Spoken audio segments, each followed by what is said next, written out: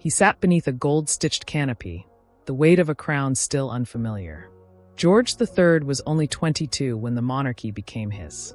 London was grey that day, the skies fittingly imperial.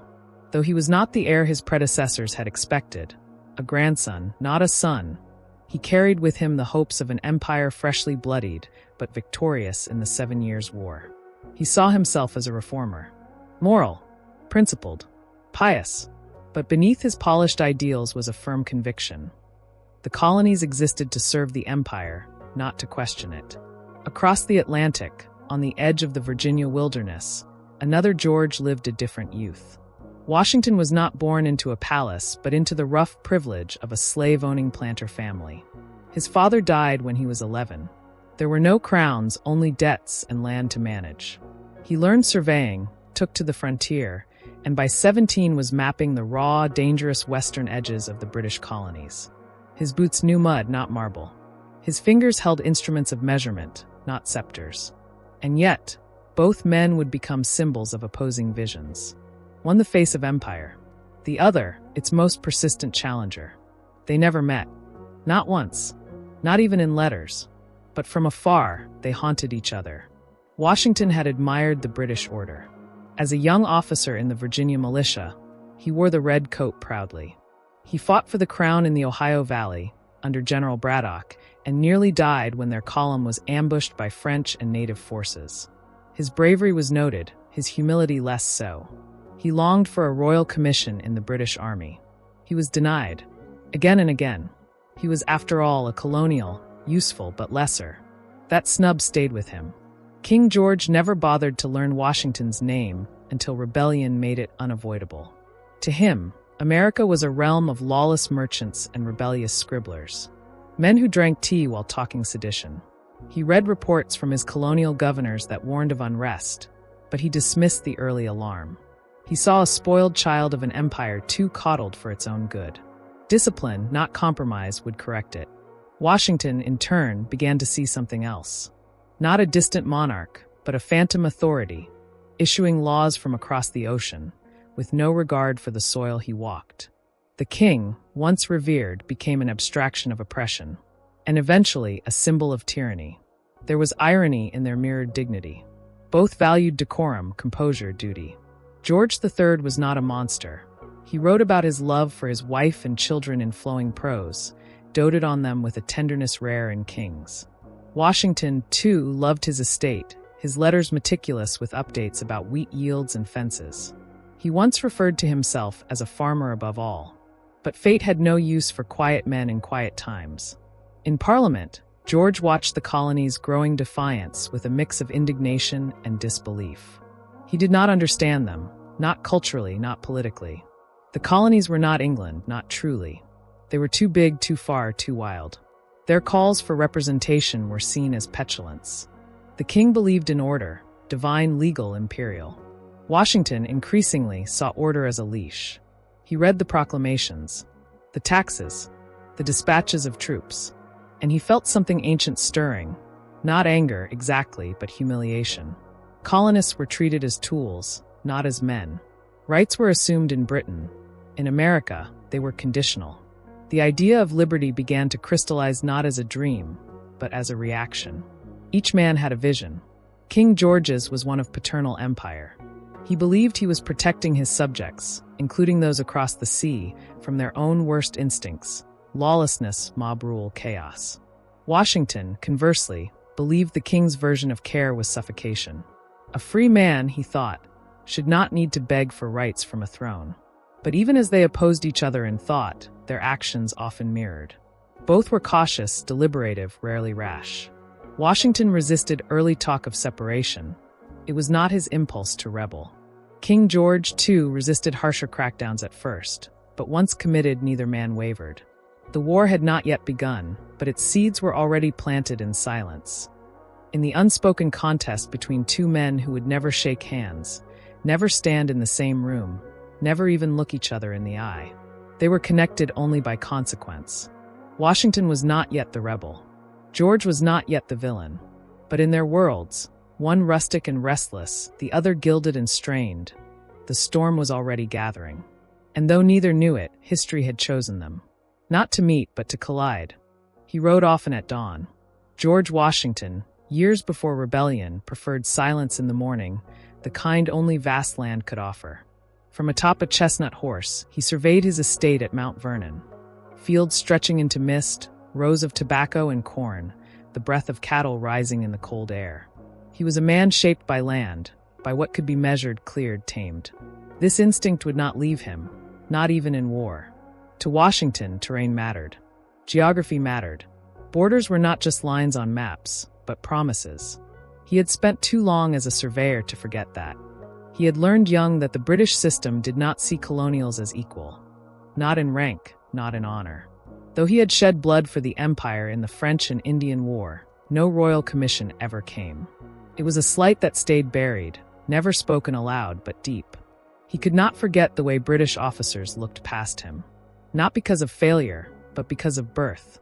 At the same time, across the Atlantic, George III was adjusting to kingship not by choice but by design. His father, Frederick, Prince of Wales, had died suddenly, leaving the boy to inherit a role both majestic and suffocating.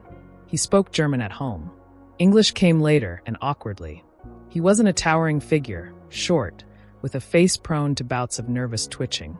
But he was serious, restrained, and committed to duty. Unlike many royals before him, he believed in moral governance. He stayed faithful to his wife, Queen Charlotte. He did not gamble or drink excessively. He wrote long letters, full of thought and precision. But the crown on his head carried weight beyond his control. It made him the sun around which the empire orbited. He studied the colonies through reports, letters from governors, newspaper clippings. He believed what he read. He believed the colonies were prosperous because of the empire, not despite it. When they complained, he read it as ingratitude. When they resisted, he saw treachery. Washington, by contrast, lived the consequences of those imperial policies. He watched as British soldiers quartered themselves in private homes. He saw taxes levied without discussion. He heard whispers of merchants crushed under duties and smugglers turned folk heroes. The air grew thick with dissatisfaction, but it was not yet treason. Washington, for a long time, remained cautious. He believed in petition, in protest. Violence was a last resort, but as each year passed, their paths curved toward collision. Washington's Virginia began to echo with words like rights, liberty, and representation. They weren't yet revolutionary. Not yet, but they signaled something deeper than policy, a fracture in trust. George III remained confident. His view of the colonies was painted in the strokes of imperial logic. Britain had fought a costly war to defend them from the French, and now they must help repay the cost. It was not cruelty. It was obligation. He could not grasp that the colonies no longer saw themselves as children. His ministers debated policy, but the king remained steadfast. He did not yet see the coming fire. He believed rebellion, if it came, would be small, regional, easily contained. Washington, meanwhile, had already begun to sense otherwise.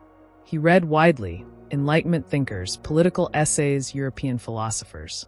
Ideas of natural rights and social contracts stirred something in him. He was not a man of theory, but of order. Still, the growing gap between how Britain treated its colonies and what Washington believed men deserved became too wide to ignore. The irony of their stories was that both men thought of themselves as defenders of order. George III sought to preserve a system that had kept Britain dominant for over a century. Washington sought to build a system in which power flowed from the governed, not a distant monarch. Neither saw himself as radical. Neither called for blood. But the stage was already being set.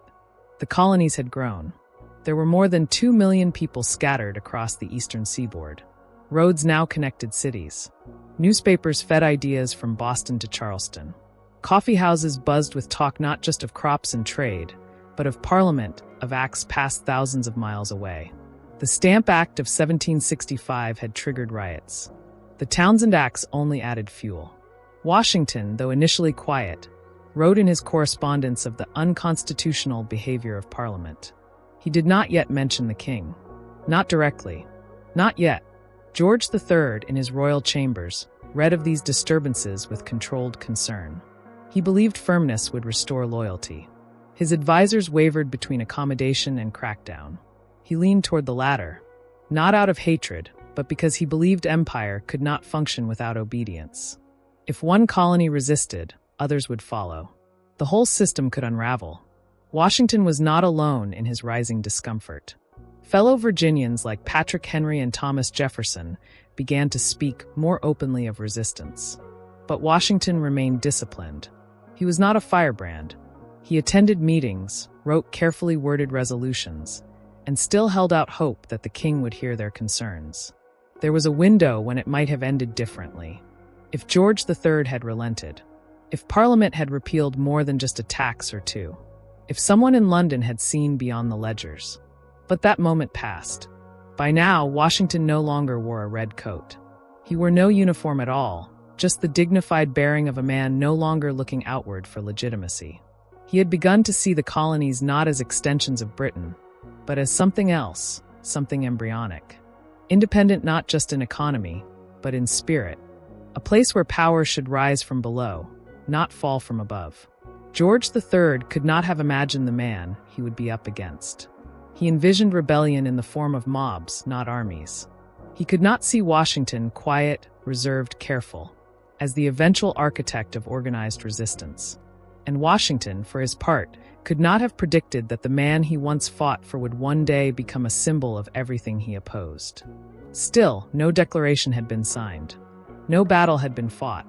But the lines had been drawn, invisible, ideological, yet as permanent as stone. The king in his palace and the colonel on his plantation would shape the future through decisions made worlds apart.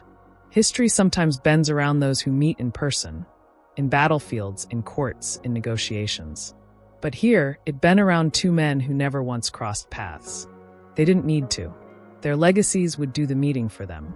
One ruled by inheritance, the other by merit. One believed in monarchy's divine weight. The other believed in the dignity of self-rule. And both, unknowingly, were already locked in the same war. Not for land, not for treasure, but for the soul of an age. Washington did not wake one morning and decide to defy a king. There was no single spark, no moment when rebellion became inevitable. Instead, it was the slow erosion of faith, a gradual realization that beneath the velvet of British rule lay something cold and rigid. Every act passed in Parliament, every tax levied without consultation, every soldier quartered without consent, chipped away at the colonial illusion of shared identity. Washington, though loyal by temperament, was observant by habit.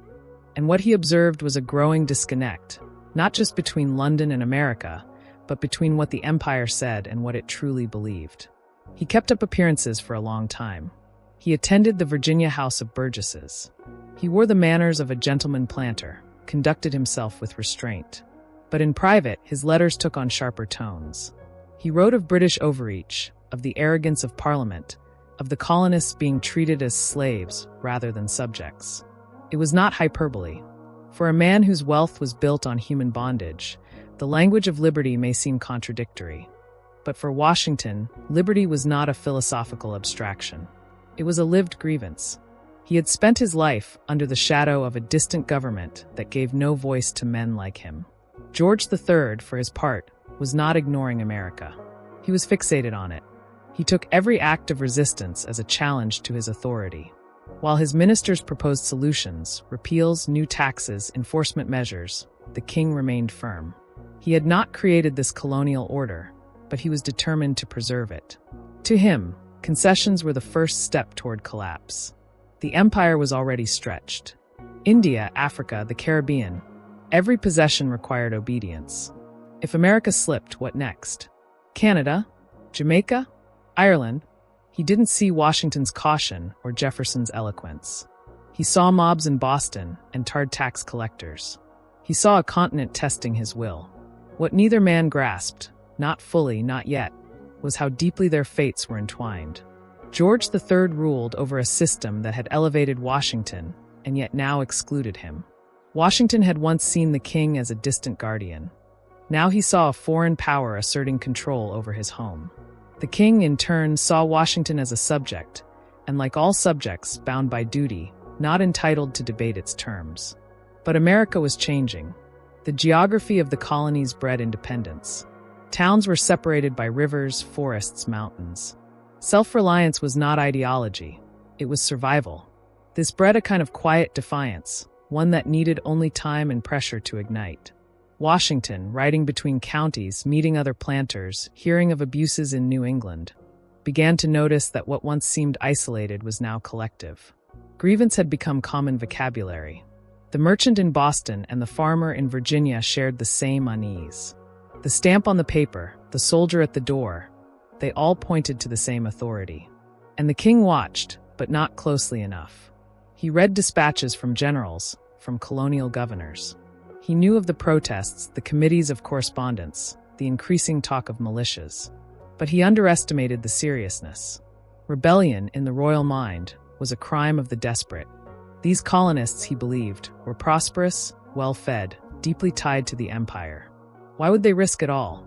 He did not understand that the very prosperity of the colonies had given them confidence. They no longer needed Britain, or believed they didn't. That belief, however naive, was spreading. George III dismissed it as disloyalty. Washington began to see it as destiny. Still, neither man wanted war. Not yet. Washington was wary of revolution. He was no radical. He feared the breakdown of order, the unleashing of mobs, the chaos that might follow if structure collapsed. He was a man of property, of rule, of measured authority. And George III, for all his firmness, did not relish conflict. He suffered from bouts of nervous distress, from episodes that later generations would call madness. But even in his calmest hours, he could not understand why his colonies, his subjects, were turning against him. And yet, every law passed in Parliament drove a deeper wedge. The Coercive Acts, the Tea Act, the closing of Boston's port. Washington saw it all as punishment, not governance. The king had become the enforcer of submission, not the guardian of liberty. The rhetoric escalated. Pamphlets spread like wildfire. Men like Paine called for independence openly. And Washington, once cautious, now read these calls without flinching. But his rebellion, when it came, would be military, not verbal. He did not write treatises. He organized. He drilled. He watched his fellow Virginians form militias and town committees, and he quietly prepared for what seemed inevitable. When Lexington and Concord erupted in violence, it wasn't just muskets that fired. It was a line being crossed. The colonies had bled. Now they would not retreat. King George responded swiftly. He declared the colonies in rebellion. He authorized the use of force. And in so doing, he confirmed what Washington had feared, that reconciliation was no longer possible. The king had spoken not as a father, but as a ruler. There would be no middle ground. And still they never met. They never looked one another in the face, never heard the other's voice. But they shaped each other. Washington's identity as a revolutionary was forged in resistance to a monarch who would not bend. George's identity as king was hardened by the belief that rebels must be broken. In different rooms, in different worlds, they read about one another.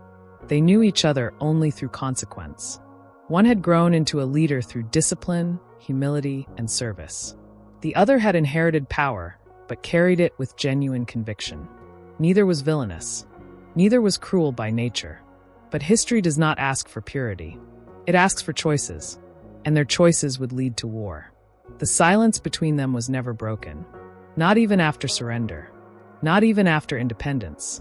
But through their actions, measured, deliberate, irrevocable, they changed the structure of power on both sides of the ocean.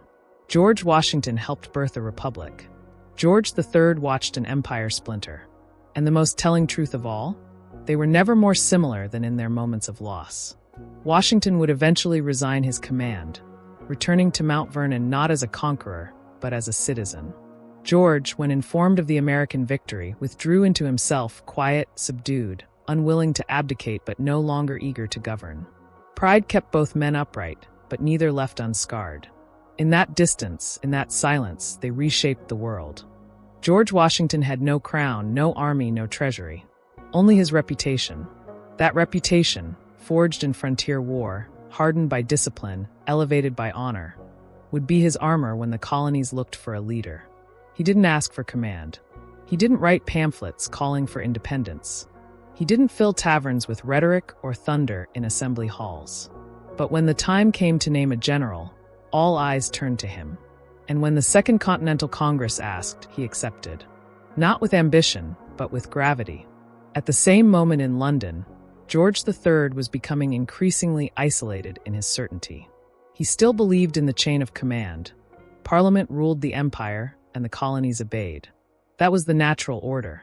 The idea that a group of farmers and merchants, subjects, not citizens, would dare to raise arms against the crown seemed not just offensive, but absurd.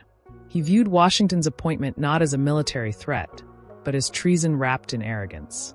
Who were these men to resist the British military, the strongest on earth? But the king misunderstood something fundamental. For Washington, this was not a bid for power. He did not lust for a throne, nor dream of a republic. He wanted dignity for himself, for his neighbors, for the land they had built with their own hands. He wanted the right to shape the rules under which they lived. He had no illusions about the odds. He had seen British regulars march. He had seen discipline, firepower, and imperial reach.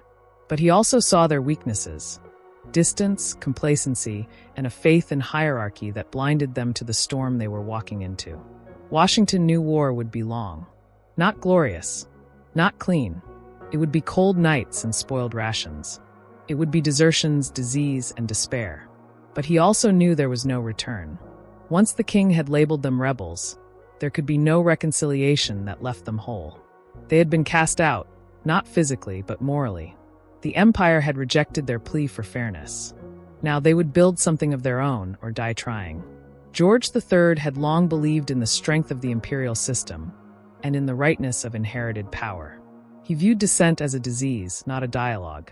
To him, Parliament represented the voice of the people, not the colonial assemblies. He did not understand how deeply the colonists had come to view local governance as the source of legitimacy. His own sense of duty became his greatest limitation. He could not comprehend that what seemed like rebellion was, in the American mind, restoration. They weren't abandoning English ideals. They were fulfilling them. In Washington, that contradiction took human form. He was not French, not Spanish.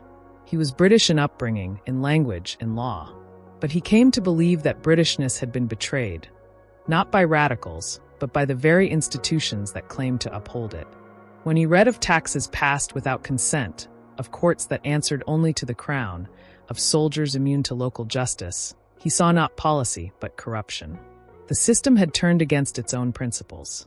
The empire no longer protected rights. It threatened them. Still, Washington was cautious.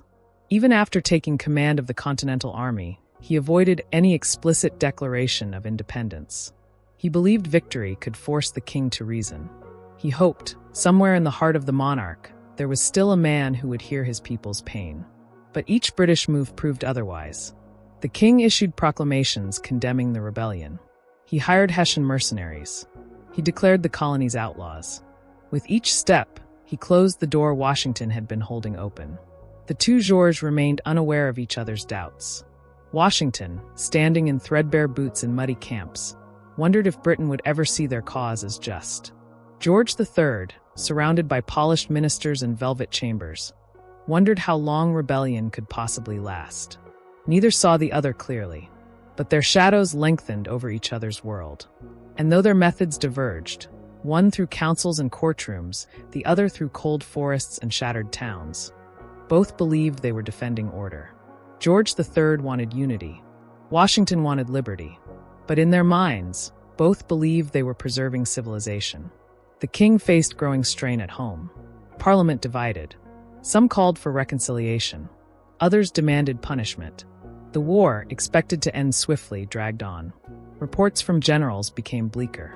Colonies once thought easy to pacify became centers of resistance.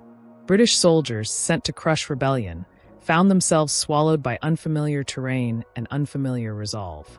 Washington, meanwhile, was evolving. He was not just a commander now, he was a symbol. Soldiers looked to him for direction, but also for meaning. His presence in camp, his steadiness in defeat, his refusal to abandon his men, gave the army a spine it shouldn't have had. Victories were rare, but so was collapse. The Continental Army did not fall apart. That, in itself, was victory. Back in Britain, George III remained firm. When his ministers faltered, he pressed forward. When negotiations were proposed, he resisted. Even as losses mounted, he could not allow the principle to die. If rebellion went unanswered, then the legitimacy of kingship, his kingship, would unravel. He was not merely defending territory. He was defending the idea of monarchy.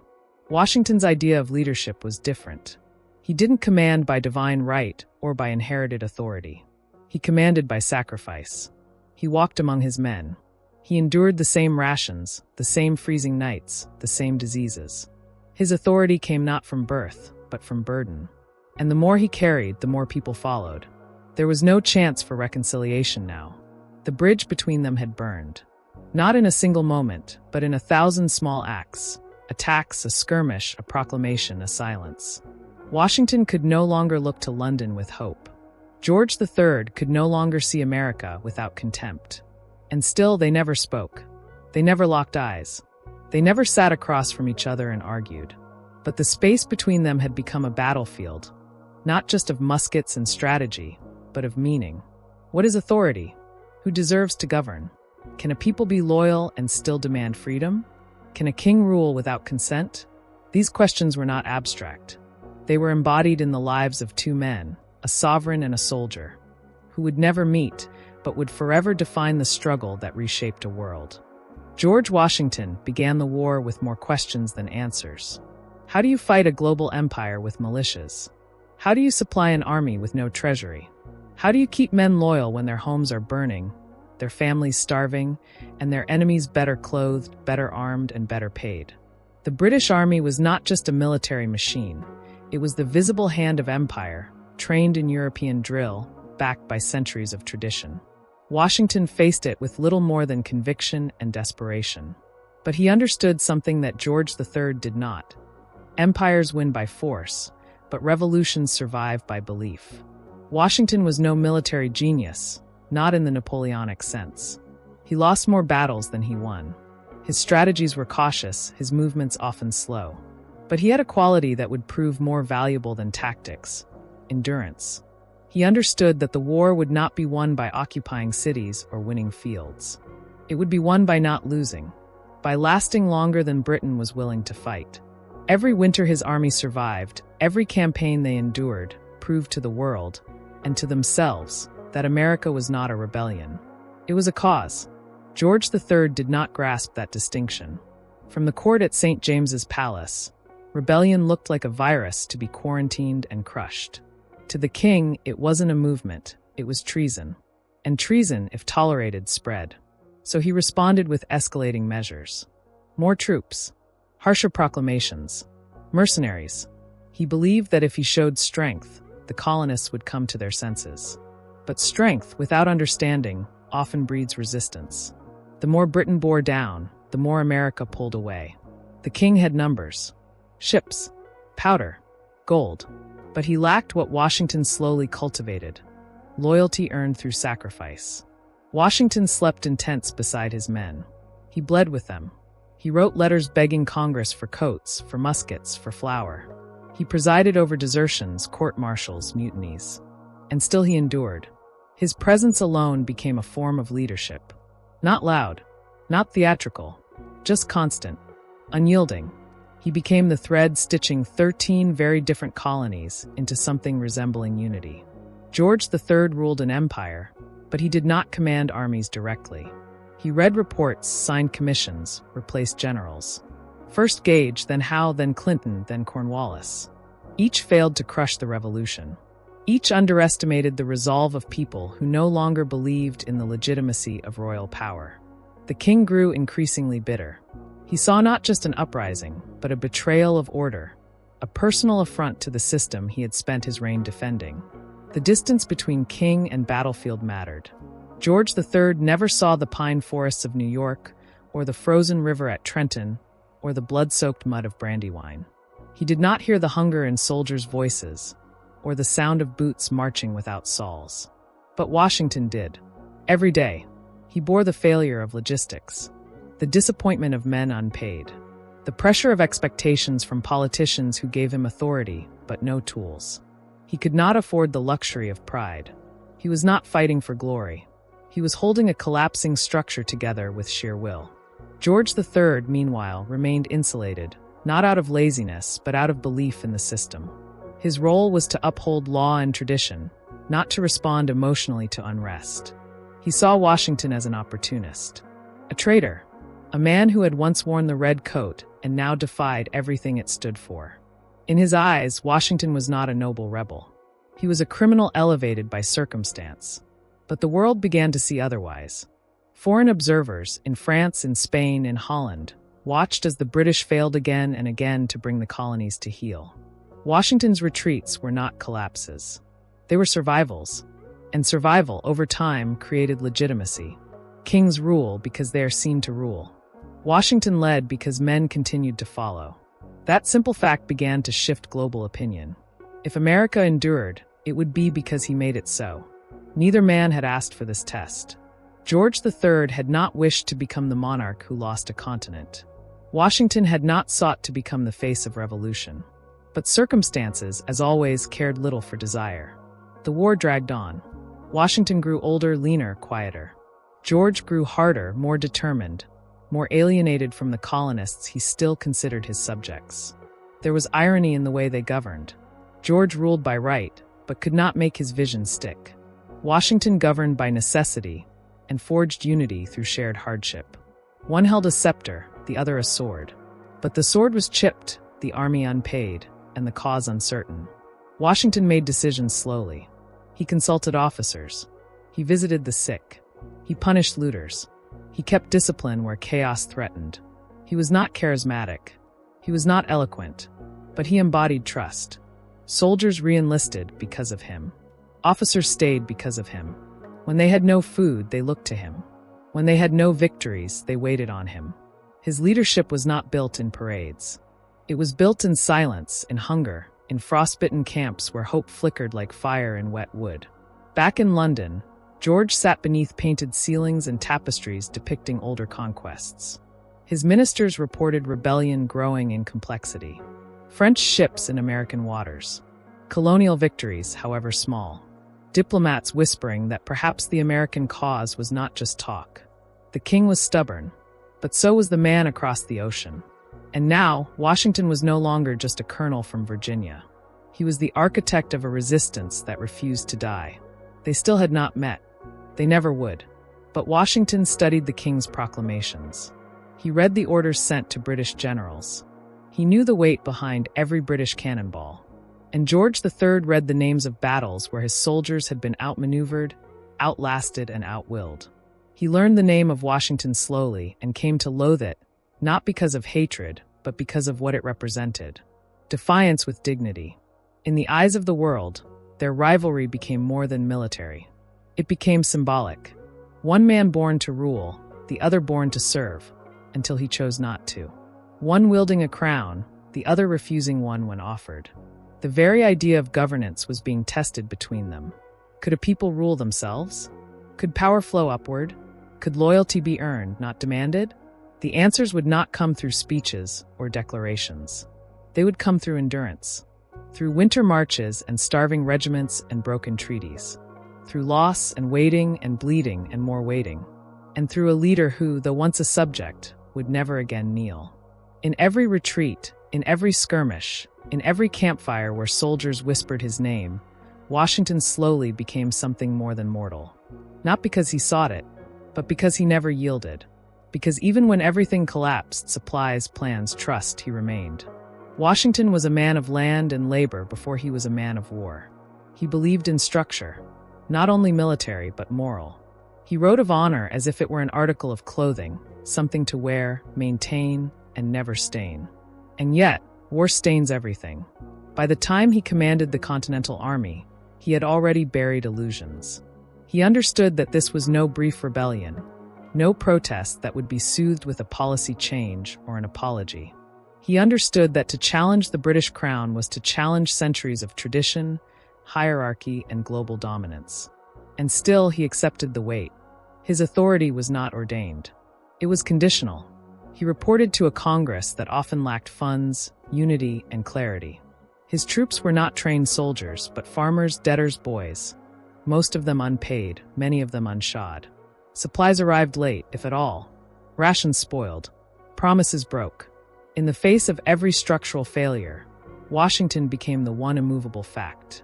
His strength was not in genius or charisma, but in consistency. In a world where everything else trembled, he stood. George III, by contrast, governed from a chair older than Washington's entire country. The British monarchy had weathered civil war, revolution, and the execution of one of its own. The institution was ancient. George had been raised to see the king not merely as a man, but as a vessel of continuity. To yield was not simply to lose, it was to betray the past. So when the colonies challenged his rule, it was not a regional disturbance. It was sacrilege. This difference shaped every decision. For George, compromise was weakness. For Washington, flexibility was survival. When his troops ran out of powder, he hid the fact. When they lacked shoes, he tore up his own clothing for bandages. When soldiers threatened mutiny, he reasoned, pleaded, and when necessary, punished, but never abandoned them. He wrote to Congress not to boast, but to beg. He understood that he was leading not just men, but an experiment.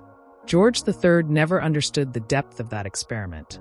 He saw disorder where Washington saw possibility. He saw betrayal where Washington saw awakening.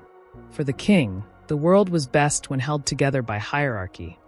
King above parliament, parliament above subjects, Britain above colonies. To question that order was to invite chaos. And so he clung tighter. The king's empire, at its peak, spanned the globe. Redcoats patrolled the Caribbean, Africa, India.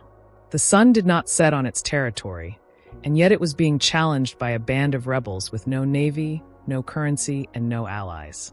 The absurdity of it enraged him. When France joined the war, it no longer seemed like a rebellion. It looked like war with Europe. Still, George refused to negotiate with rebels. Not because he didn't believe in diplomacy, but because recognizing Washington and the Continental Congress would mean recognizing the legitimacy of their cause. Washington knew this, and so he adapted. He no longer fought for the king to recognize them. He fought so that he wouldn't have to. Every decision he made, even in retreat, carried weight. When he lost New York, he didn't collapse. He preserved the army. When men deserted, he recruited more. When morale failed, he wrote them letters, not poetry but promises. A better life, a new nation, a future earned, not inherited. He led by example, not by decree. He refused to take payment for his service, knowing what it would look like if the revolution's face grew rich on war. He kept his ambitions cloaked in silence, not because he had none, but because ambition had already torn apart too many revolutions in Europe. He knew what came when a sword became a crown. George, meanwhile, watched his empire begin to warp. Ministers resigned. Parliament split into factions, some calling for negotiations, others for annihilation. Public support for the war began to waver.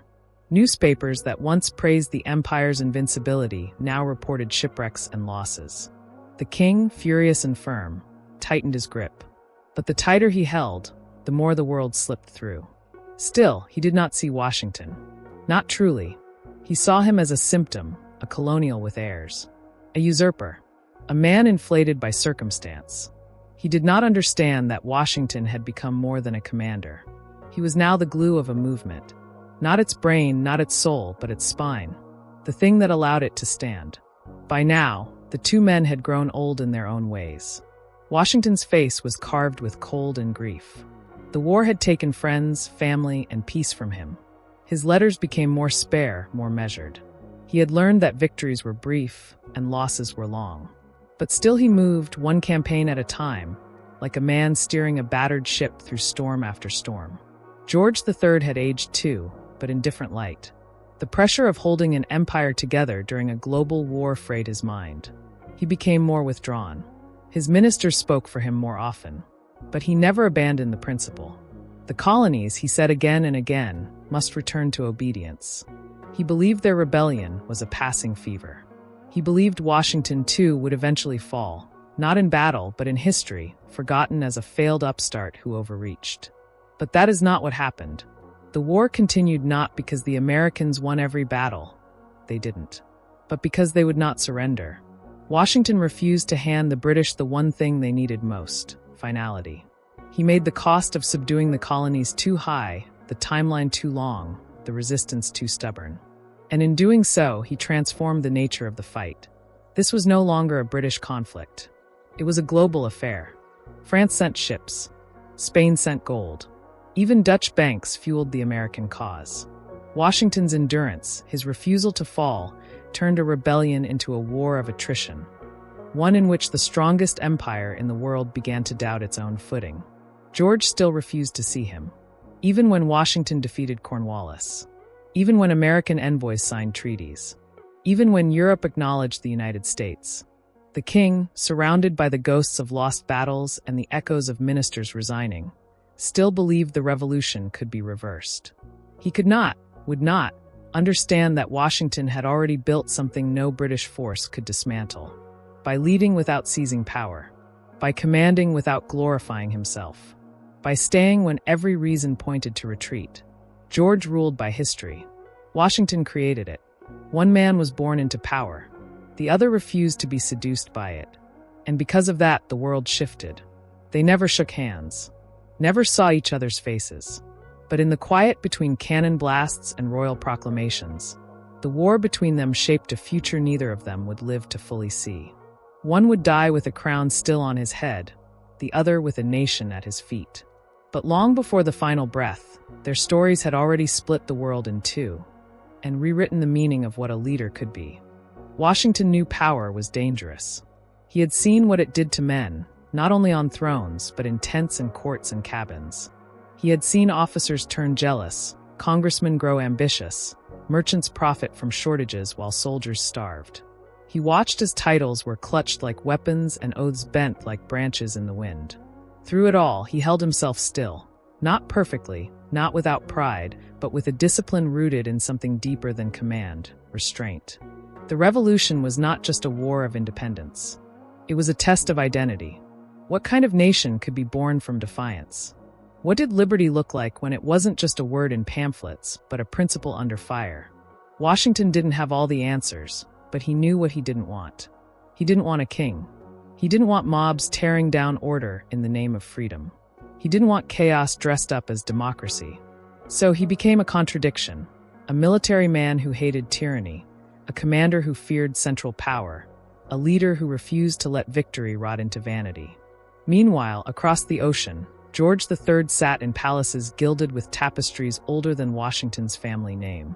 He lived surrounded by ceremony, powdered wigs, silver tea sets, golden buttons, courtiers bowing low and speaking in riddles of deference. His life was duty. He rose early. He read thoroughly. He cared about policy. He wasn't a tyrant in the mold of legend. He didn't crush dissent for sport or scheme in shadow. But he believed, to his very core, that the chain of command must not break. To govern justly, one must govern firmly. If he appeared immovable, it was because he thought the survival of civilization depended on it. And so, as Washington wrestled with war, George wrestled with empire. The war stretched on. It became a bleeding rope connecting two exhausted minds who would never speak, never meet, but who shaped each other through absence. George read of American victories with disbelief.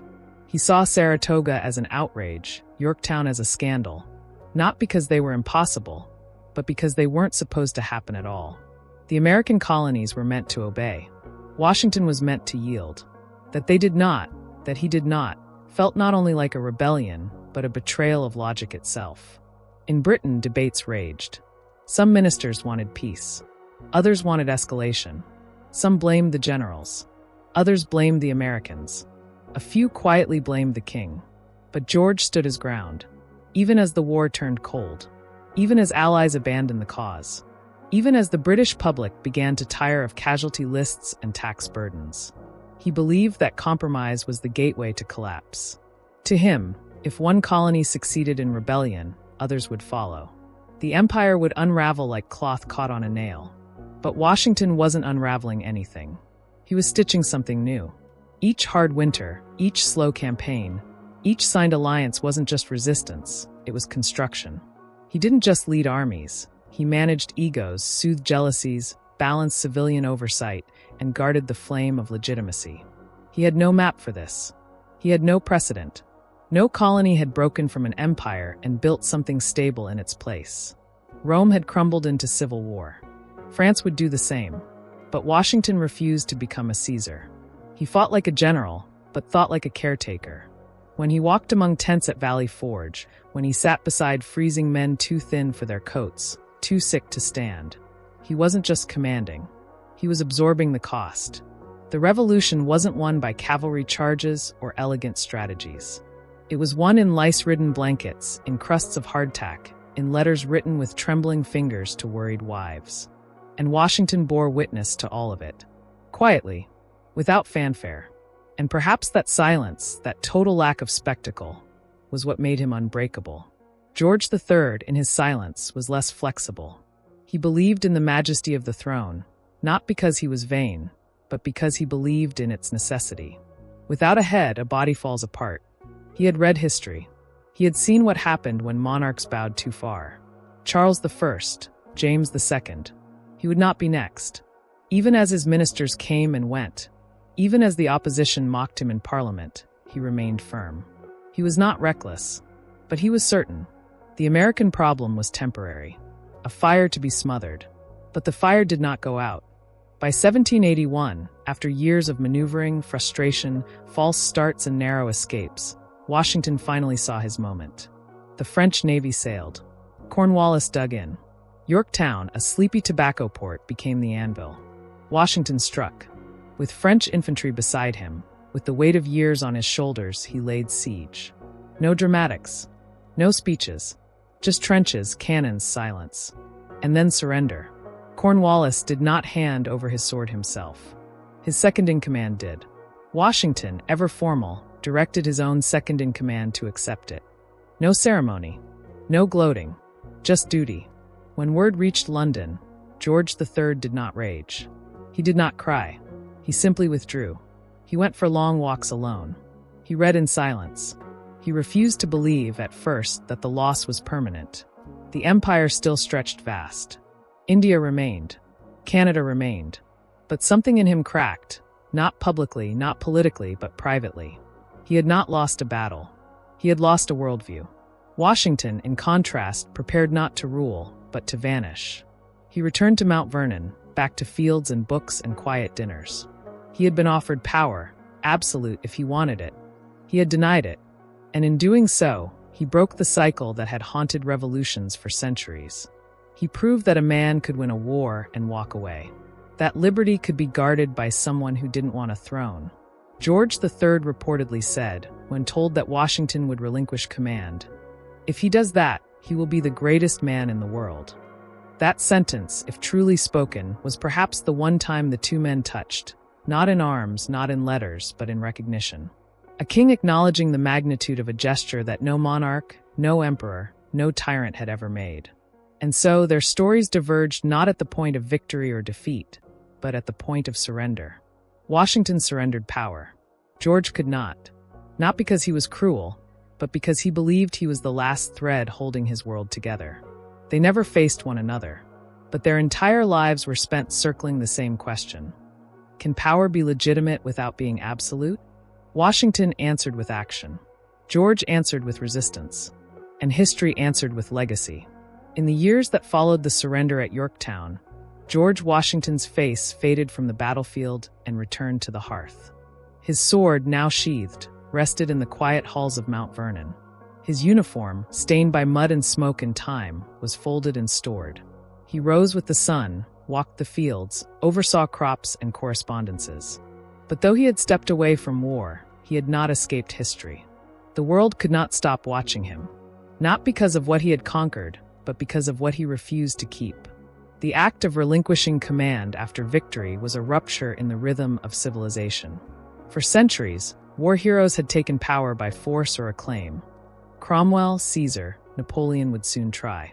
But Washington did not crown himself, did not demand titles or coinage or thrones.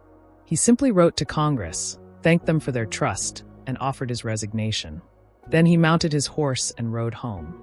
It was an act so unthinkable that kings and commoners alike doubted it at first. Power, once tasted, rarely left willingly. But Washington had never wanted power for its own sake. He wanted only to see a world where no man, not even a king, could place himself above law and liberty. Across the Atlantic, King George III sat beneath the high ceilings of Windsor Castle, older now, heavier in mind and body. His health frayed by anxiety, his grip on the monarchy still intact but rattled by disillusion. He had not lost an empire entirely, but he had lost a vision that a king's benevolent rule could bind distant people forever. His world had assumed permanence. Colonies would remain, subjects would obey, and the sun would never set on Britain's dominion. The American War had shown that permanence was an illusion. He didn't collapse after Yorktown. He didn't abdicate, but something in him dimmed. The war had not just cost territory. It had cost faith. Parliament bickered.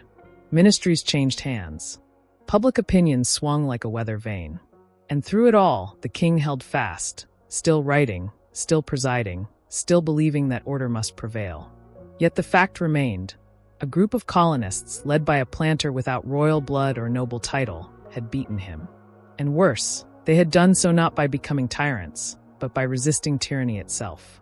The comparison between the two Georges deepened as peace settled like fog over the Atlantic. Washington remained a farmer, a citizen, a presence felt but not imposed. He was asked to return to power. He resisted. Only when the fledgling nation trembled under the weight of disorder did he accept the presidency, reluctantly, cautiously, and with a clear exit in mind. He became the first president of the United States not as a conqueror, but as a guardian. His oath was not to a throne, nor to a divine right, but to a constitution. It was a sacred reversal of everything George III had inherited. Rule by consent, not by birth. And George, still King of Britain, watched from afar as the child he had tried to discipline grew into something larger than rebellion, a republic.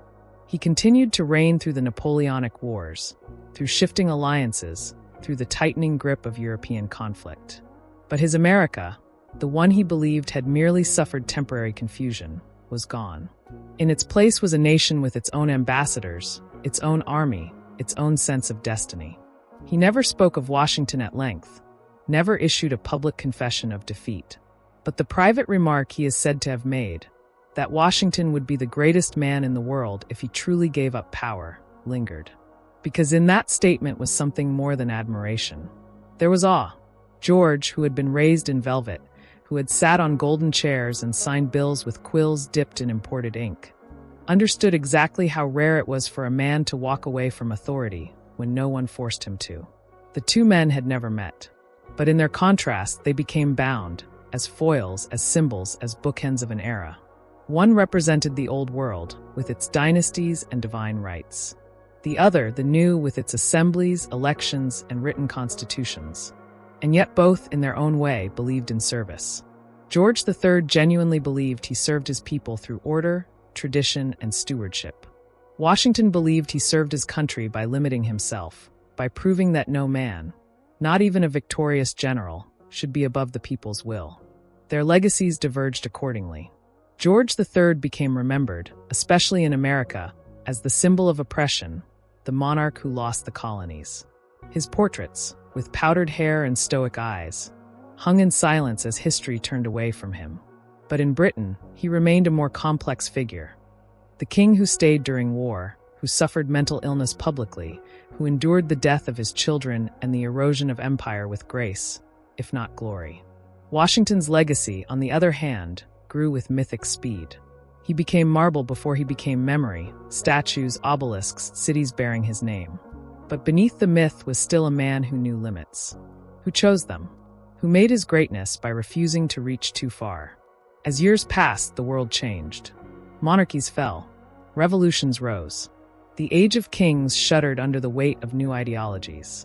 But the silent struggle between Washington and George III remained as a template, not of war alone, but of governance, of how power is held and how it is released, of what it means to lead without owning. Washington died in 1799 at home, among his land and his books and the fields he once surveyed. He had stepped down from the presidency 2 years earlier, again by choice, again without fanfare.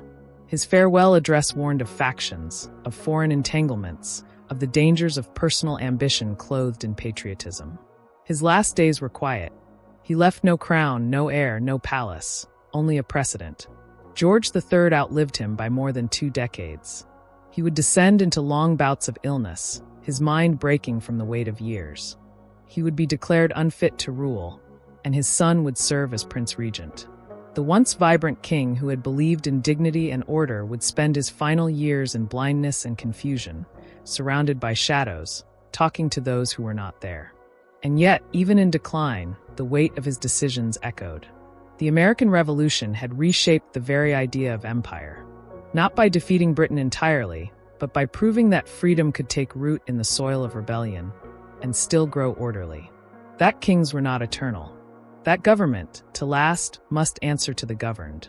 Their war had ended long ago, but the contest between their visions, of rule by inheritance or by consent, by command or by choice, still raged across nations and generations.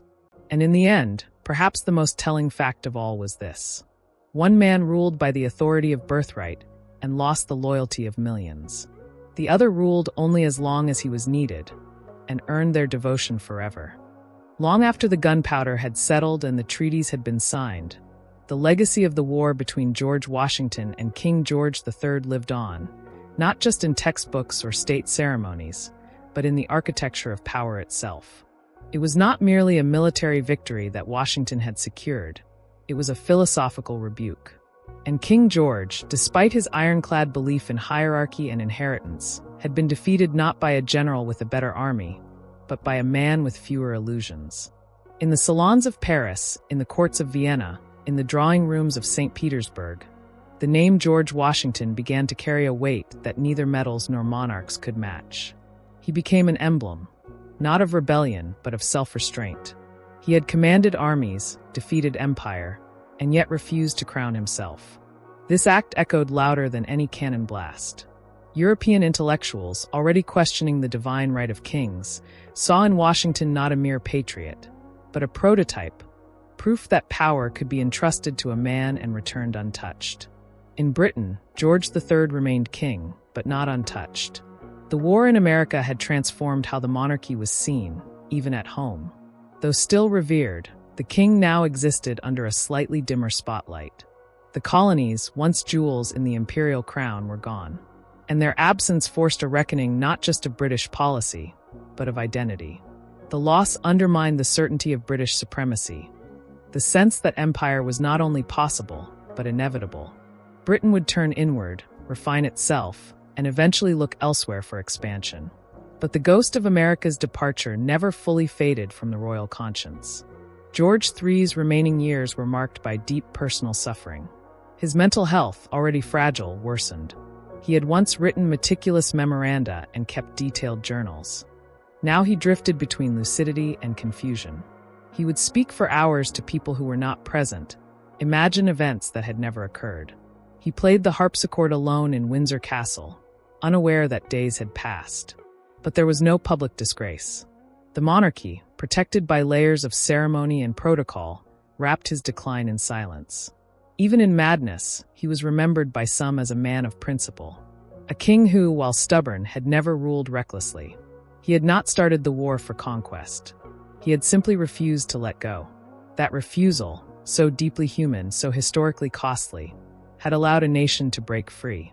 And though George III never accepted the revolution as just, he lived long enough to witness its permanence. When the Treaty of Ghent was signed in 1814, ending another war with the United States, he was still king, though unaware of the world reshaping itself beyond his window. Washington, in contrast, left behind no heirs to his office. He had refused to become what so many others had, indispensable. His farewell address, delivered in a nation barely formed, cautioned against the very temptations that monarchs embraced: lifelong rule, foreign influence, political division. He warned that even in a republic, tyranny could return under a new name, cloaked in patriotism or panic. And though he returned to private life, his image, unbidden, became a kind of national mirror. People looked to him not because he demanded it, but because they feared what could happen without him. His funeral in 1799 was not imperial, but it was colossal. Bells rang in cities that had once been fields. Mourners wept for a man they had never met, not because he had ruled them, but because he had declined to. Foreign leaders sent tributes not only out of diplomacy, but out of genuine admiration.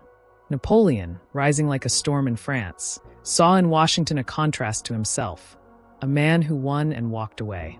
King George III, likely unaware of his rival's death in real time due to his condition, had once again been left behind by history's tide. And yet the two men, so different in station, in upbringing, in geography, remained bound in the architecture of the era they shaped. George III had spent his life preserving a system. Washington had spent his building a new one.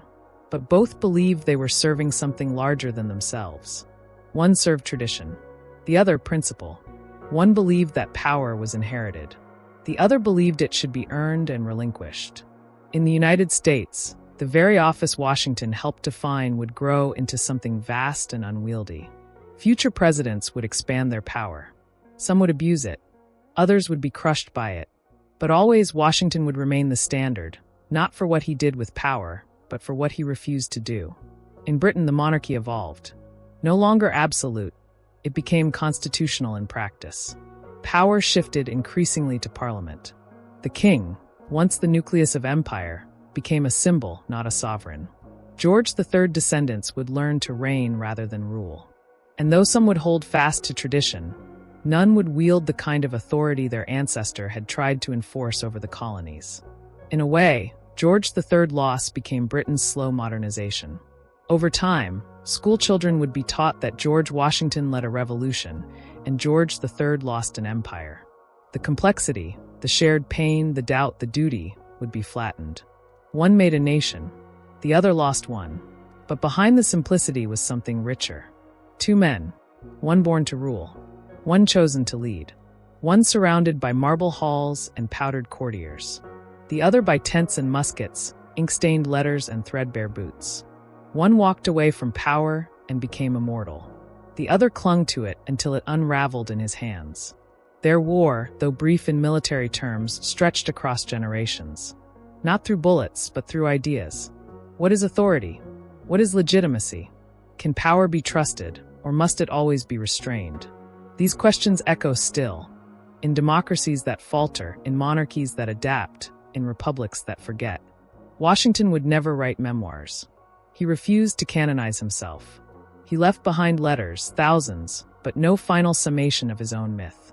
He let others decide how he would be remembered. George III, too, left a trail of letters, official papers, orders, and marginalia. His thoughts, once sharp and disciplined, grew scattered in his final decades. His mind, so concerned with order, could not hold on to it. But what they left between them was a blueprint, not just of nations, but of men, of what it means to be at the center of history and still see beyond yourself.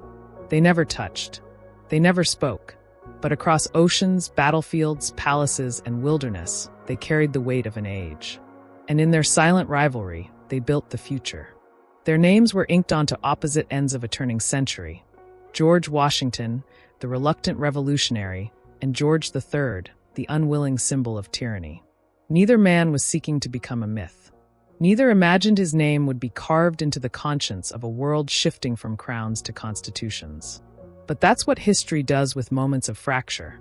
It turns people into pillars, their every action transformed into precedent, their every hesitation interpreted as philosophy. And yet they had begun as mirrors, not as opposites. Both Georges were dutiful, restrained, and deeply invested in the stability of the world they knew. Washington believed in order as much as George III did. He had managed his estate like a miniature kingdom, with careful ledgers, structured schedules, and expectations of loyalty. He preferred precision over passion, hierarchy over chaos. But the difference lay in where each man believed order came from. To George III, it descended from the top, from tradition, from birthright, from God. To Washington, it could ascend, from people, from consent, from sacrifice. As the 18th century marched forward, these two philosophies would tear the Atlantic world apart. In the aftermath of the American Revolution, both men were altered, not in body but in perception. Washington was no longer simply the commander of a victorious army. He was seen as the personification of a new political ideal, power without possession. George III, conversely, bore the markings of failure. Not personal disgrace, but imperial disillusionment.